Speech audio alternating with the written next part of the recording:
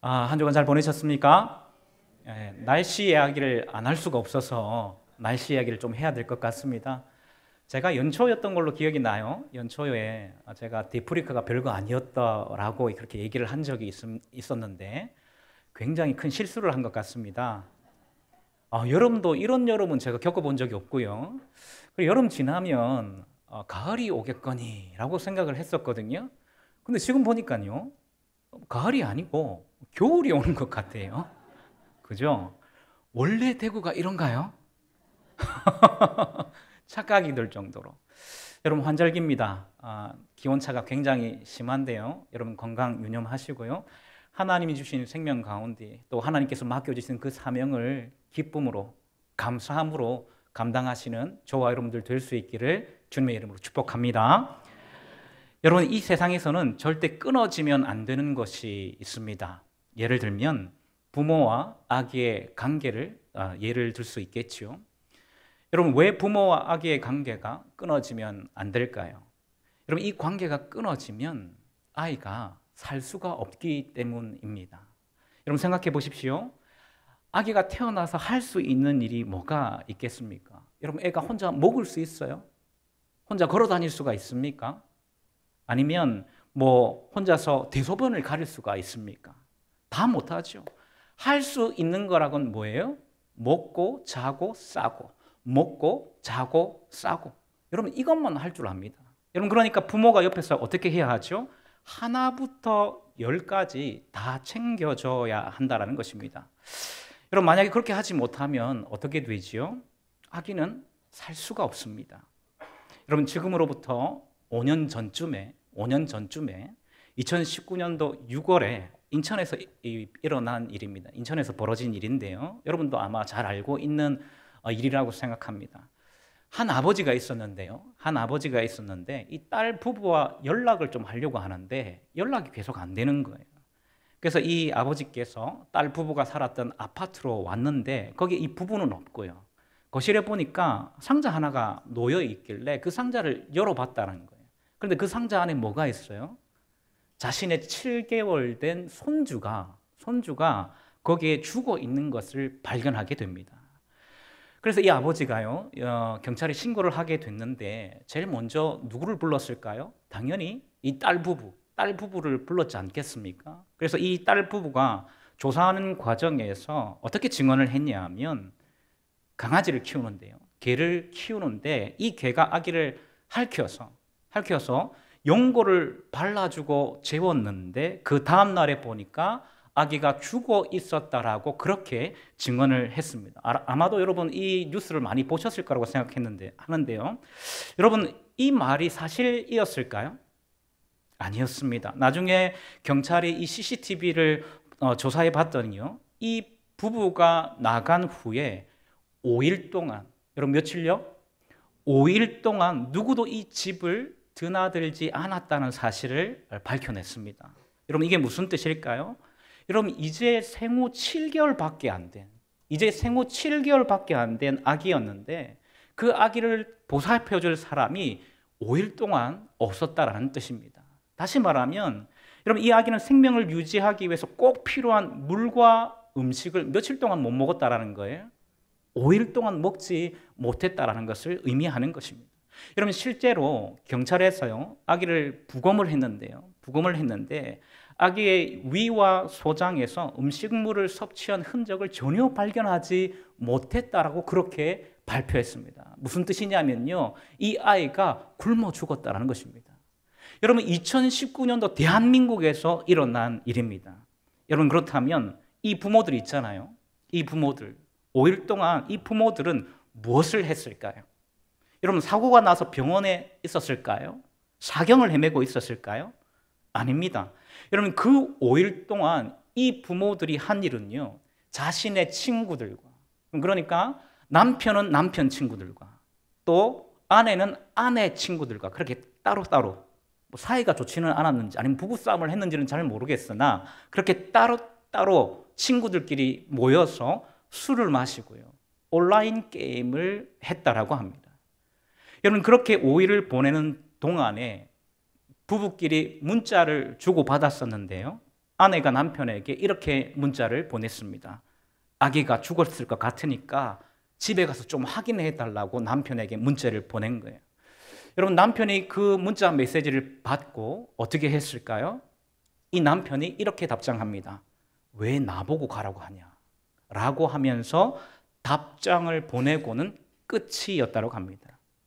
여러분, 그렇게 이 부부는요, 5일 동안 아무것도 하지 않고, 이 아이를 위해서 아무것도 하지 않고, 할아버지가 손주를 싸늘한 죽음으로 발견하기 전까지 게임만 그렇게 했다라고 합니다.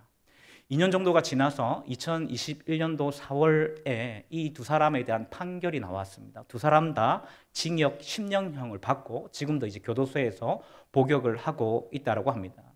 여러분, 이것을 통해서 무엇을 알 수 있습니까?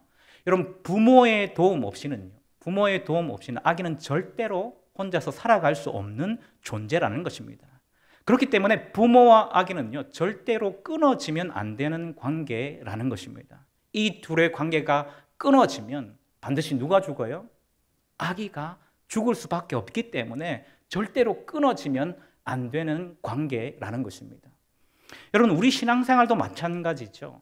여러분, 우리 신앙생활에서도 절대로 끊어지면 안 되는 관계가 있습니다. 바로 예수님과 우리의 관계, 하나님과 우리의 관계가 절대로 끊어지면 안 되는 관계라는 것입니다. 왜냐하면 우리와 예수님의 관계가 끊어지면요, 예수님과 우리의 관계가 끊어지면요, 누가 죽어요, 여러분? 우리가 죽는 거예요. 우리가 죽는 거예요. 영적으로 우리가 죽기 때문에 예수님과 우리의 관계는 절대로 끊어지면 안 되는 그런 관계라는 것입니다. 그래서 오늘 본문 5절에서 예수님 뭐라고 말씀하세요? 여러분, 5절 말씀 다시 한번 보실까요? 우리 다시 한번 읽어봅니다. 시작. 나는 포도나무요, 너희는 가지라. 그가 내 안에, 내가 그 안에 거하면 사람이 열매를 많이 맺나니 나를 떠나서는 너희가 아무것도 할 수 없음이라. 여러분, 아멘이십니까? 여러분, 지금 예수님은 우리와 예수님의 관계, 예수님과 우리의 관계를 포도나무와 가지의 개념을 가지고 설명해 주십니다. 여러분, 5절 앞부분에 보니까 나는 포도나무요, 너희는 뭐라고 말씀하고 있어요? 가지라. 나는 포도나무요. 예수님을 말하는 것이겠죠? 나는 포도나무요, 너희는 가지라. 그렇게 말씀하고 있습니다. 여러분, 그러면서 예수님과 우리가 절대로 끊어지면 안 되는 관계라는 것을 설명하고 있는 것입니다. 여러분, 생각해 보십시오. 나무가지가 나무에게서 떨어지면 그 가지는 생명이 있다고 할 수 있습니까? 없지요. 왜냐하면 가지가 나무에 붙어 있을 때에만 비로소 그 나무의 뿌리에서 나오는 모든 수분과 영양분을 먹고 자라나서요, 그 힘으로 풍성한 열매를 맺을 수 있기 때문입니다. 여러분, 그러니까 가지는 장식품으로 나무에 붙어 있는 것이 아니고요, 폼으로 나무에 붙어 있는 것이 아니고요, 살아있기 위해서, 생명을 얻기 위해서, 다른 말로 하면요, 풍성한 열매를 맺기 위해서 나무에 꼭 붙어 있어야 한다는 것입니다. 여러분, 중요한 것은 뭐냐면 우리와 예수님의 관계, 예수님과 우리의 관계가 바로 이런 관계라는 것입니다. 여러분, 그래서 5절 뒷부분의 말씀에 보면 예수님 뭐라고 말씀하고 있어요? 그가 내 안에, 내가 그 안에 거하면, 예수님과 우리가 이렇게 관계 안에 있으면, 관계를 맺으면 뭐라고 말해요? 사람이 열매를 많이 맺나니 나를 떠나서는 너희가 아무것도 할 수 없음이라 라고 말씀하고 있습니다. 여러분, 이게 무엇을 말한다고요? 예수님과 우리의 관계가 절대 끊어질 수 없는 관계라는 것을 이렇게 비유적으로 설명하고 있다는 것입니다. 사랑하는 여러분, 가지가 나무에 붙어 있을 때 그 나무의 뿌리에서 오는 모든 영양분을 공급받고 살 수 있는 것처럼 우리가 예수님 안에 있을 때에, 예수님 안에 거할 때에 예수님이 공급해 주신 그 은혜로 우리의 삶에 풍성한 열매가 맺히는 줄로 믿으시길 바랍니다. 여러분, 예수님의 이 공급하심은요, 완전한 공급하심이십니다. 여러분, 믿으십니까? 여러분, 사실 이 세상의 것들은요, 다 불완전하죠. 완벽한 것처럼 보이지만요, 이 세상의 것들이 우리에게 충분히 만족을 주는 것처럼 보이지만, 여러분, 사실 이 세상의 그 어떠한 공급도 우리에게 만족을 주지 못하죠. 여러분, 그러니까 우리는 영혼의 갈증들이 사실 있는 것 아니겠습니까? 여러분, 그런데 우리가 예수님 안에 있을 때, 우리가 예수님 안에 거할 때에 우리는 완전한 하나님의 공급하심을 경험하게 된다는 것입니다. 우리 영혼을 만족시키는 온전한 공급을 경험할 수 있게 된다는 것입니다. 여러분, 어떻게 이런 일이 가능할까요? 여러분, 그 이유는 다른 이유 때문이 아니라요.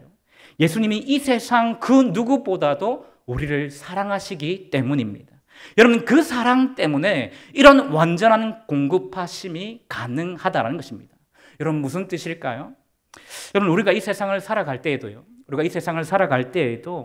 가끔씩 사랑 때문에 일어난 기적을 뉴스로 접할 때가 있습니다. 여러분, 그런 뉴스를 들어본 적이 있으십니까? 제가 예전에 한 방송에서 들었던 내용인데요. 어느 날 한 어머니가 아기가 타고 있는 이 유모차를 끌고 이제 걸어가고 있었대요. 그런데 갑자기 자동차가 인도를 덮쳐버린 거예요. 그래서 그 사고로 인해서 어머니는 어떻게 되었냐면 튕겨져 나가서 그 자리에서 정신을 잃어버린 거예요. 정신을 잃어버리고 아기와 유모차는 차에 깔리게 되었는데요. 여러분, 그때 갑자기 이 유모차 안에 있던 애가 울음을 터뜨리는 거예요. 여러분, 그때 믿을 수 없는 일이 벌어졌다고 합니다. 여러분, 차에 치여서 튕겨져 나간 그 엄마 있잖아요. 분명히 정신을 잃었지 않습니까? 그런데 아기가 오니까 갑자기 벌떡 일어나서 차로 걸어갔어요. 그 차를 들어서 그 안에 있는 이 유모차를 꺼냈대요. 그 안에 8개월 된 자기 딸이 있었는데 여러분, 그 딸을 구해냈다라는 그런 방송을 본 적이 있습니다. 여러분, 믿기 힘든 일이죠. 사실 현실에서 잘 일어나지 않는 일인데 여러분, 이런 뉴스나 기사를 우리는 종종 접할 때가 있다는 것입니다. 여러분, 그런데 이런 기적과 같은 일이 특별히 사랑이 원인이 되어서, 사랑이 동력이 되어서 일어나는 경우가 상당히 많이 있다는 것입니다. 여러분, 저는요, 제 아내랑 연애 결혼을 했어요. 중매가 아닙니다. 연애 결혼을 했는데 같은 교회에서 만났어요. 같은 교회에서 만나서 제가 먼저 첫눈에 반했어요. 제가 제 아내한테 첫눈에 반해서 5년간 연애를 하다가 그렇게 결혼을 했습니다. 여러분, 연애하는 동안에 많은 일이 있었을까요? 없었을까요? 굉장히 많이 있었습니다. 저번에도 한번 제가 말씀을 드렸는데 중간에 한번 헤어진 적도 있었어요. 1년 정도 헤어진 적도 있었습니다. 왜냐하면 제가 이제 군대를 가야 됐었기 때문에 굉장히 멋지게 제 아내를 보내줬었죠. 그랬는데 1년 뒤에 다시 만나게 되었습니다. 정말 많은 일이 있었습니다. 여러분, 그런데 그 5년 중에서 제일 기억에 남는 일이 있어요. 여러분, 그게 언제일까요? 모르시죠? 저만 아는 거니까. 첫 데이트 때의 일입니다. 첫 데이트 때. 여러분, 저와 아내가 처음으로 데이트를 하기로 하던 날이었습니다. 영화를 보러 가기로 했거든요. 영화를 보러 가기로 했는데, 그래서 제가 아침 일찍 영화를 보기 위해서 이제 제가 부산 사람이니까 부산에 남포동이라는 곳을 갔어요. 거기 극장가가 많이 있거든요. 거기 가서 제가 영화표도 끊고 또 첫 데이트이기 때문에 그 들뜬 마음 있잖아요. 그 설레이는 마음을 어쨌든 이렇게 주체하지 못하는 그 마음을 붙들고 있었어요. 그렇게 붙들고 있었습니다. 여러분, 그런데 굉장히 중요한 사실은 뭐냐면 기다렸는데 아내가 안 오는 거예요. 여러분, 첫 데이트인데 영화 시간이 다가가고 있는데 9시 영화표를 제가 끊었거든요. 9시 영화표를 끊었는데 8시 30분이 지나고 또 50분이 지나고 9시가 더 됐는데도 제 아내가 안 오는 거예요. 여러분, 결국에는 제가 영화를 봤을까요? 못 봤을까요? 어떻게 그렇게 잘 아세요? 못 봤습니다. 영화를 결국에는 못 봤어요. 제가 휴대전화로 전화를 제 아내한테 걸었습니다. 안 받는 거예요. 전화기가 꺼져 있어서 연락할 방법이 없는 거예요. 그래서 일단 남포동에 있는 카페에 들어가서 기다렸습니다. 그리고 나중에 이제 아내랑 연락이 되었는데요. 여러분, 언제 연락이 된 줄 아십니까? 처음 약속했던 시간보다 3시간 30분이나 지났어요. 12시 30분쯤에 이 아내가 저한테 전화가 온 거예요. 제가 화가 났겠습니까? 안 났겠습니까? 그럼에도 불구하고 첫 데이트니까 화가 났음에도 불구하고 첫 데이트니까 굉장히 자중하면서 화가 안 난 것처럼 제 아내한테 어떻게 된 일이냐고 자초지종을 물었습니다. 그러자 이 아내의 대답이 굉장히 걸작이었습니다. 여러분, 아내가 왜 3시간 30분 동안 저랑 연락이 안 되고 저랑 약속한 시간에 못 나왔을까요? 아내의 대답이 굉장히 걸작이었는데요. 그때까지 잤다는 거예요. 이걸 뭐라고 설명하죠? 3시간 반이요, 여러분. 여러분, 늦잠을요, 뭐 1시간이나, 1시간 반이나 이 정도면 이해가 가잖아요. 그죠? 3시간 반을 늦잠을 잤다고 하는데, 여러분, 기가 찰 노릇 아닙니까? 저는 걱정을 하면서, 무슨 일이 생긴 거 아닌가? 도대체 연락도 안 되고, 무슨 일이 생긴 거 아닌가? 그렇게 걱정을 하면서 그 3시간 반 동안 거기서 기다리지 않았겠습니까? 남포동을 떠나지 못하고 그렇게 기다리고 있었는데, 제 아내는요, 그때까지 자느라고 못 나왔다는 그런 얘기를 들은 거죠. 그래서 여러분, 제가 그때 분명히 화를 낼 수 있는 상황이었습니다. 그러나 저는 인내심이 많은 사람이기 때문에 또 참았습니다. 또 참고 제가 또 물어봤습니다. 어떻게 3시간이나 늦잠을 잘 수 있어? 라고 웃으면서 물어봤습니다. 물론 제 속마음은 웃는 게 아니었습니다. 근데 아내의 대답이 또 걸작인 거예요. 뭐라고 대답하냐면, 자기는 굉장히 예민해서, 자기는 굉장히 예민한 사람이라서 가로등 불빛 있잖아요. 그 가로등 불빛에도 잠을 못 자기 때문에 방에 두꺼운 암막 커튼을 하고 그렇게 잔다는 거예요. 그래서 시간이 그렇게 된 줄 몰랐다라는 거예요. 뭐 이게 이해 가능한 이야기이기는 하겠죠. 그래서 그 이야기를 듣고 일단 제가 또 참았습니다. 참고 마지막으로 제가 뭘 질문했냐면, 그럼 왜 내 전화는 받지 않았냐라고 물어봤어요. 그랬더니 뭐라고 얘기하냐면요, 자기는 예민한 사람이라 가지고 휴대폰 진동이 오거나 전화가 오면 잠을 깨기 때문에 잘 때는 전화기를 꺼놓는다는 거예요.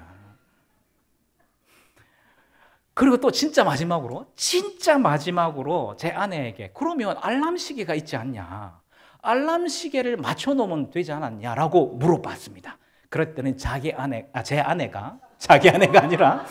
아내가 이렇게 또 걸작의 대답을 했습니다. 자기는 예민한 사람이라서 시계의 초침 소리 있잖아요. 째깍 째깍 째깍 째깍, 이 소리가 거슬려서 잠을 못 자기 때문에 방에 시계가 없다는 거예요. 여러분, 그 얘기를 듣고 어쨌든 제가 그때 화를 잘 눌러가지고 결국엔 결혼에 골인하지 않았겠습니까? 여러분, 저는 결혼할 때까지요, 제 아내가 그런 사람인 줄 알았습니다. 여러분, 그런데 제가 속았더라고요. 그렇게 예민해서 가로등 불빛이나 시계의 초침 소리에도 잠을 깬다고 하던 제 아내는요, 천둥번개가 몰아치고 태풍이 몰아쳐도 아주 숙면을 취하는 그런 사람이에요. 어떤 경우에도요, 잠을 깨지 않고 자기가 잘 잠을 다 자야 일어나는 사람이 제 아내더라고요. 제가 지금 목숨을 걸고 설교를 하고 있습니다, 여러분. 결혼을 하고 알았어요. 결혼 전에는 몰랐습니다. 제 아내가 그런 사람이더라고요. 여러분, 그러니까 걱정이 되는 거예요. 과연 제 아내가 아이를 낳아서 잘 키울 수 있을까? 그런 걱정이 생기더라고요. 저렇게 잠이 많고 한 번 자면 누가 업어가도 모르는 사람인데 과연 아이를 키울 수 있을까? 정말 걱정을 많이 했었습니다. 여러분, 그런데 기적이 일어났어요. 그렇게 한 번 자면 누가 업어가도 모르던 사람이요, 천둥번개가 치고요, 태풍이 불어도 숙면을 취하던 그 사람이, 여러분, 희한하게 아이가 조금만 낑낑거리는 소리를 내도 일어나는 거예요. 정말 신기하더라고요. 여러분, 한 날은 어떤 일이 있었냐면요, 제가 이제 잘 때 제가 여기 눕고 제 아내가 눕고 그 중간에 저희 아이가 자거든요. 자다가 갑자기 제 아내가 일어나는 거예요. 거실로 가가지고 물을 떠오더라고요. 그래서 아이한테 물을 먹이는 거예요. 그래서 너무 이상하잖아요. 갑자기 자다가 일어나서 자기가 물을 먹는 것도 아니고요, 가까이 있는 것도 아닙니다. 거실에 걸어가야지 물을 얻을 수 있으니까. 근데 거실로 가서 물을 떠서 자기가 먹는 게 아니고 아이를 먹이는 거예요. 그래서 너무 이상해서 제가 물어봤죠. 왜 아이한테 물을 먹이느냐? 그랬더니 아내가 뭐라고 이야기하냐면, 여러분 분명히 제가 그 옆에 자고 있었거든요. 그 옆에 제가 자고 있었는데 저는 못 들었어요. 그런데 제 애가 엄마 이렇게 얘기했다는 거예요. 엄마 물. 저는 못 들었습니다. 저 바로 옆에 제가 있었고 아이가 있었고 그 옆에 제 아내가 있었는데 저는 못 들었는데 제 아내는 그 소리를 어떻게 들었는지요? 어떻게 들었는지 그 소리에 눈을 떠서 물을 먹여주는 일이 있었습니다. 그럼 제가 그 모습을 보면서 이야, 기적이구나 이 생각을 했습니다. 여러분 제가 그때 어떤 생각을 했냐면 모성애가 이 본능을 이기는구나 라는 것을 그때 깨달았습니다. 그러니까 사랑이 본성을 이기는 현장을 제 아내를 통해서 발견하게 된 것이죠. 사랑하는 여러분, 사랑은 기적을 만듭니다. 여러분 믿으십니까? 사랑은요, 기적을 만듭니다. 그런데 이 세상의 사랑과 기적에는 한계가 있죠. 완벽하지 않습니다. 그러나 예수님의 사랑은요, 어떤 사랑입니까? 바다보다 깊고 하늘보다 넓은 사랑인 줄로 믿으시기를 바랍니다. 여러분, 이런 사랑이기 때문에 우리가 예수님 안에 있기만 한다면, 예수님 안에 거하기만 한다면 부족함이 없고 완전한 하나님의 공급하심을 날마다 경험하게 되는 줄로 믿으시기를 바랍니다. 아까 찬양했던 것처럼요, 그 사랑으로 우리를 지켜보고 있으시니까요. 그 사랑으로 우리의 작은 신음 소리에도 귀 기울이고 있으시니까 여러분, 하나님께서 우리에게 완벽한 공급하심을 해 주실 수 있다는 것입니다. 여러분, 이 하나님을 믿으시기를 바랍니다. 여러분, 그러니까 예수님은 5절에서 이렇게 말씀하시는 것입니다. 5절 말씀 다시 한번 보시면요, 나는 포도나무요, 너희는 가지라. 그가 내 안에, 내가 그 안에 거하면 사람이 열매를 많이 맺나니 나를 떠나서는 너희가 아무것도 할 수 없음이라. 아멘. 여러분, 예수님 안에 있는 사람은요, 열매를 많이 맺는다라고 그렇게 말씀하고 있습니다. 예수님 안에 있을 때 풍성한 하나님의 은혜를 얻게 되는 것입니다. 여러분, 그런데 만약에 그 관계에서 끊어지면 어떻게 될까요? 그 관계에서 끊어지면 어떻게 될까요? 여러분, 6절 말씀을 다 같이 한번 보실까요? 우리 6절 말씀 다시 한번 읽어봅니다. 시작. 사람이 내 안에 거하지 아니하면 가지처럼 밖에 벌어져 마르나니 사람들이 그것을 모아다가 불에 던져 사르느니라. 아멘. 여러분, 6절 말씀은 앞의 말씀과 정반대의 말씀입니다. 여러분, 앞에서는 예수님 안에 있을 때의 풍성한 생명, 이 풍성한 생명과 열매에 대해서 말씀을 하셨다면, 여러분 6절 말씀에는 정반대로 메말라서 버려지게 되는 것을 말씀하고 있습니다. 그리고 결국에는 불에 던져진다라고 그렇게 말씀하고 있습니다. 여러분, 결국 예수님 밖에 있는 사람은요, 이런 결과를 맞이하게 되는 것입니다.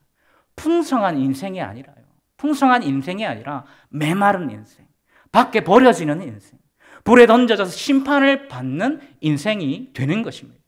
여러분, 얼마나 비참한 인생입니까? 여러분, 이 비참함에 대해서 에베소서 2장 3절 말씀은 이렇게 말씀하고 있습니다. 우리가 잘 아는 말씀이죠. 다 같이 한번 읽어봅니다. 시작. 전에는 우리도 다 그 가운데에서 우리 육체의 욕심을 따라 지내며 육체와 마음에 원하는 것을 하여 다른 이들과 같이 본질상 진노의 자녀이었더니. 여러분, 여기에 보시면 전에는 이라는 말씀이 나옵니다. 전에는 우리가 어떤 사람들이었냐면요, 허물과 죄로 인해서 죽어 있었다라고 말씀하고 있습니다.